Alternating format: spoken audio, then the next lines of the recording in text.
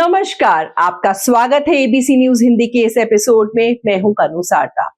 आज हम बात करेंगे उत्तर प्रदेश की राजनीति में एक बड़े बदलाव की, जो मुख्यमंत्री योगी आदित्यनाथ और प्रधानमंत्री नरेंद्र मोदी की हाल ही में हुई मुलाकात के बाद सामने आई है।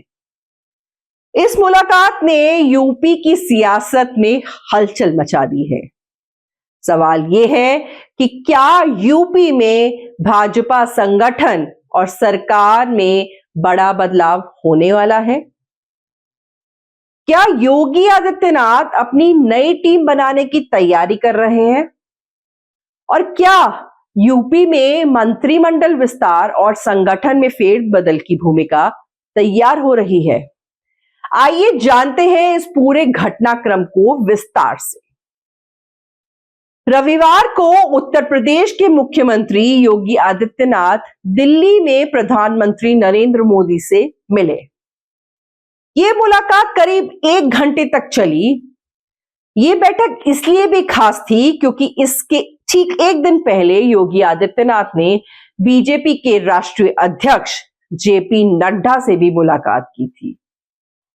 दोनों ही मुलाकातों का मकसद ये था कि इस पर सियासी गलियारों में कई तरह की चर्चाएं हो रही हैं। माना जा रहा है कि इन दोनों ही मुलाकातों में उत्तर प्रदेश में संभावित मंत्रिमंडल विस्तार और संगठन में बदलाव को लेकर गहन चर्चा हुई है। सूत्रों के मुताबिक यूपी के आगामी विधानसभा चुनाव और हाल ही में हुए लोकसभा चुनाव के नतीजों को ध्यान में रखते हुए मंत्रिमंडल विस्तार और संगठन में बड़े बदलाव की तैयारी की जा रही है। सूत्रों की माने तो 2024 के लोकसभा चुनाव में बीजेपी को उत्तर प्रदेश में अपेक्षित नतीजे नहीं मिले थे। इसके बाद से ही पार्टी भीतर खाने में समीक्षाएं कर रही है और संगठन में फेरबदल की चर्चाएं तेज हो गई हैं। माना जा रहा है कि पार्टी अब संगठन में नए चेहरों को मौका देना चाहती है, खासकर दलित और पिछड़ी जातियों के नेताओं को।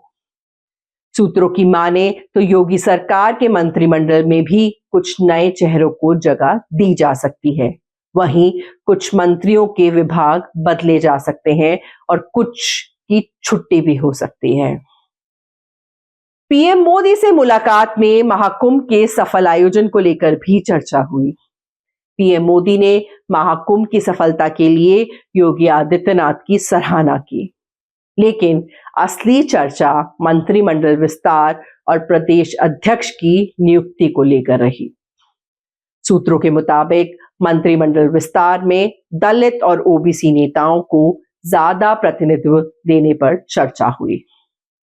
दरअसल लोकसभा चुनाव में समाजवादी पार्टी के पीडीए यानी पिछड़ा, दलित और अल्पसंख्यक कार्ड के चलते बीजेपी को खासा नुकसान उठाना पड़ा था।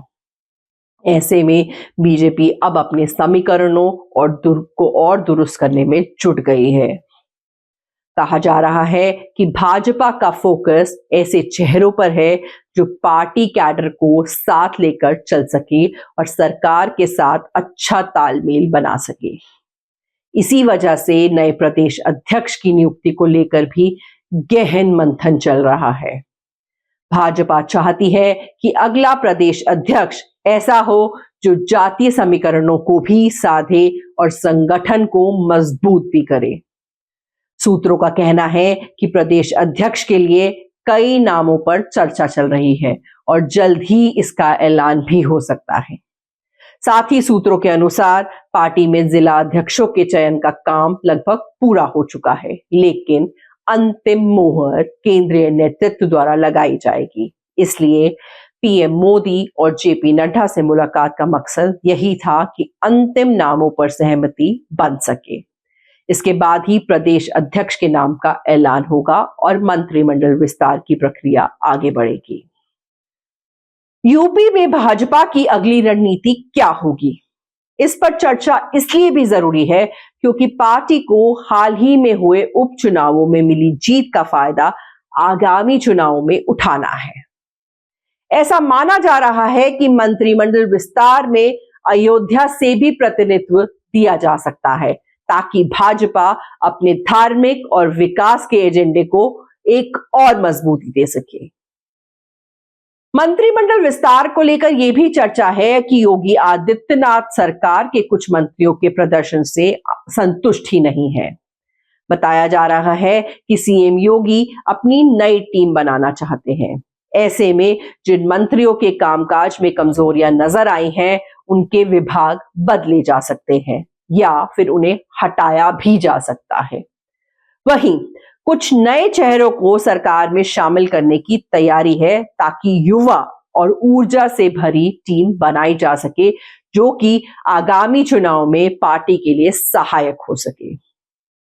पार्टी सूत्रों की माने तो दलित, पिछड़ा और अति पिछड़ा वर्ग से आने वाले नेताओं को मंत्रिमंडल में स्थान देकर भाजपा अपने राजनीतिक समीकरणों को संतुलित करना चाहती है।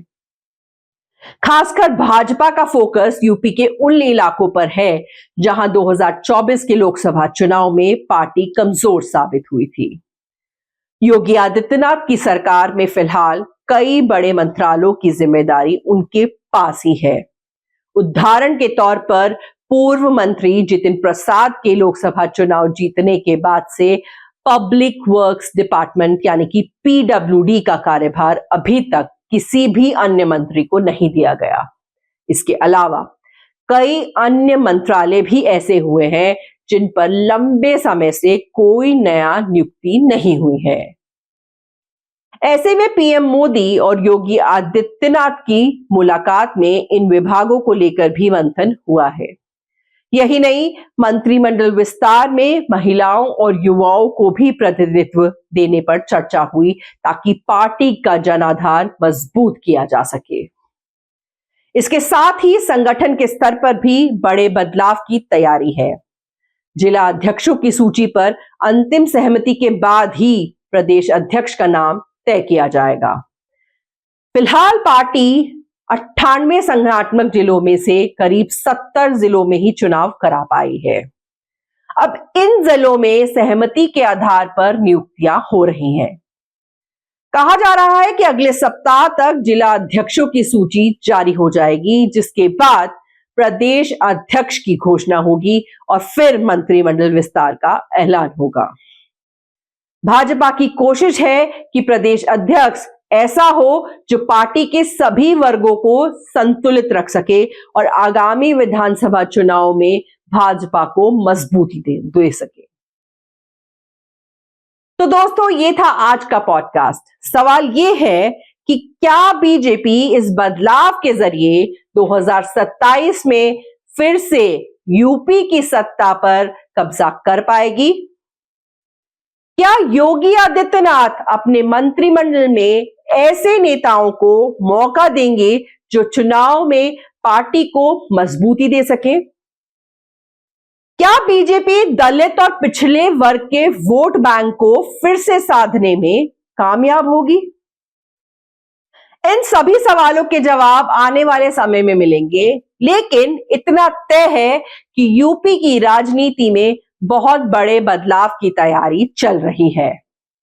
पीएम मोदी और सीएम योगी की इस मुलाकात से साफ हो गया कि बीजेपी अब फूंक फूंक कर कदम रख रही है। अपने विचार हमें कमेंट सेक्शन में जरूर बताएं। अगर आपको ये वीडियो पसंद आया हो तो लाइक और शेयर करें। चैनल को सब्सक्राइब करना ना भूलें, ताकि ऐसे ही बड़े राजनीतिक विश्लेषण आप तक पहुंचते रहें। अगले वीडियो में फिर मुलाकात होगी, तब तक के लिए नमस्कार। एबीसी हिंदी न्यूज, आज ही जुड़िए हर खबर के साथ।